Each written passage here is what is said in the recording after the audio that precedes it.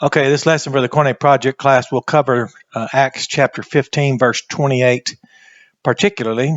And I have this resource by the late Dr. Dwayne Hoppert, pastor and teacher, great friend to many, producing resources like this that can be used for years and generations from now. But he's very scholastic, thorough. So I'll just read a reference of some notes he made about this text right after we go through the Greek itself, which in a lot of ways, I have to admit, it's a weakness. I'm so tethered to the text that I fear any longer to stray from it because of so far removed I had become early in life. So I concede it's might be arduous to some, but it produces a lot more confidence for those like myself who need this.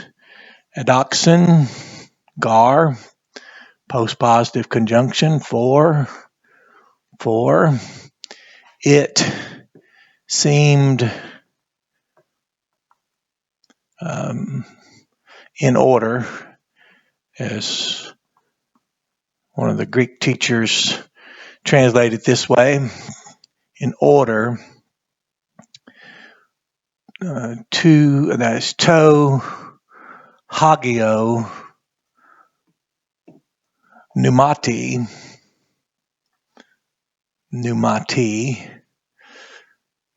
kai, amine. So, for it seemed in order, good and appropriate, it seemed in order to the Holy Spirit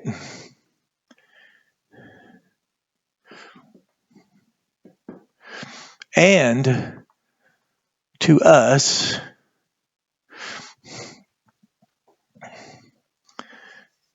maiden, not even one pleon more.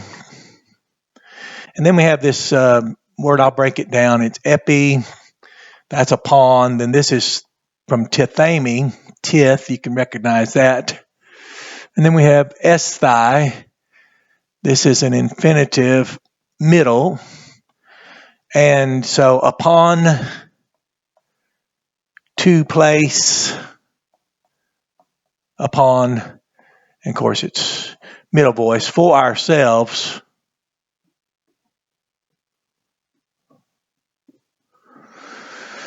Even one more baras, burden, plain, except,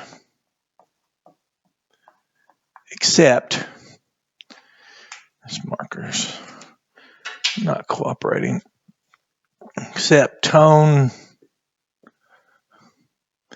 And we have ep, an, ag, cas. Now that's just how I word it out. It's an adverb, necessarily, except, necessarily. And then I'm going to put particular here. That's an article. This is articular noun. Two-tone. So it's a definite article. So particular. Of course, it's a demonstrative adjective. Except necessarily these particular things. Yes, these particular things. Make sure I've got it. So, for it seemed in order to the Holy Spirit, speaking of the person in the Godhead, Father, Son, Holy Spirit, all powerful, all knowing, everywhere present, and to us to place for ourselves upon Here we go. That's what's missing. You all, heman. There we go. Upon you all. That's why I say when I'm free-handed, I have to go back and make sure. So we've got that taken care of. Upon you all, even one more burden except these necessarily, or except necessarily these particular things. And one, there were 4 things to idols. So stay away from idols. That's taught through the New Testament, dealt with issues throughout churches. John wrote in 1 John, flee idols. Fornication, that's always sin regardless of the circumstances. 3, then I think we had blood. And 4, things strangled, I think. Anyway, I'll read the notes and make sure. So first we know that it seemed in order, it was appropriate, it's a good thing. And especially when you're talking to the responsibility of Gentiles, for example, if they are among those who've come out of Judaism and have believed, just as there's responsibility in the opposite direction as Paul exercised when he said he came to be all things to all men, nor that he might save some, but he never broke the law of Christ. So let me read the note here and see if we can get on with this point here. Okay, it says, James did not make these requirements, that is, these requirements were not made for salvation, yet he did call these 4 prohibitions necessary things later in verse 28, which is where we're at now. So 1 was abstain from pollutions of idols, abstain from fornication. Then he says abstain from things strangled and abstain from blood. These prohibitions were clearly designed by James to placate the Pharisaic members of the church in Jerusalem. The first 2 items were things that have ever been condemned by God as sin, that's always, yet not unpardonable and never grounds for God to revoke salvation. The last 2 items of the list were clearly things of the law that pertain to Jews alone. These 4 items listed by James had never had anything to do with salvation. Rather, they were obedience issues. So, I suppose that if we were to speak, and Dr. Hopper doesn't, he has a lot to say earlier about there were Pharisees who had believed the Holy Spirit, the text inspired by him, stated that matter-of-factly.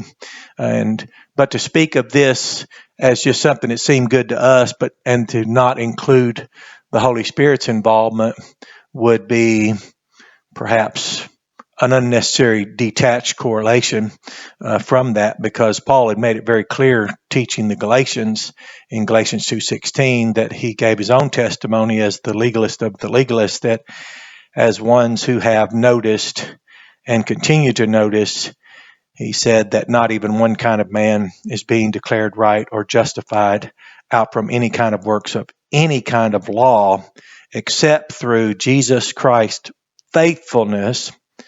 He said, even we ourselves believed, simple form of action, in a moment, not ongoing action, into Jesus Christ in order that we might be declared right out from Jesus Christ's faithfulness. So you have both the simple act to believe only, that is, believe alone into Jesus Christ only. We have what persuaded him was noticing the good news of how to stand right before God, that no kind of man, Jew, Gentile, bond nor free, male nor female, it's the word anthropos, no kind of man would be declared right, justified before God, of course, out from any kind of works of any kind of law, except out from. So we have the moment he believed, that's believe alone into Christ only. And then we have the source of our justification, which is the faithfulness of Christ, just as our righteousness is the righteousness of Christ imputed to us. And here what we have is this statement that we can all read now. and see that the Holy Spirit was, of course, leading them, and of course, necessarily for them to take how seriously it was for them to bear a burden or these necessary things, responsibilities when they were engaging brethren. Now, how long this would have lasted among that Jew-Gentile church, the next generation, some of this, but always idols, fornication, and I don't know exactly what would be inappropriate. Since the Holy Spirit saw it to be good, there's a lot of things we do to accommodate new believers. There's things we do to respect theistic orders, traditions, religions.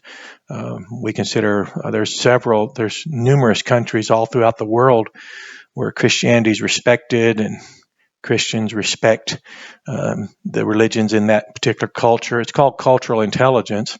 Even in the national Israel, as they are called, not spiritual Israel, of course, by any stretch, but even their premier Netanyahu had to oppose legislation that would find Christians incarcerated, placed in prison or jail for preaching the gospel. He opposed that, which was very good of him to do that. So I don't know what all the controversies can be, but to separate this, let's say a decree or a prescription, to separate this prescription from the Holy Spirit and to say it was some type of only James or only us to us would miss the veracity and the integrity of the prescription in the first place, because the first thing mentioned here is the Holy Spirit. So I hope that answers questions. If there's more, we can continue this conversation as long as we want. We're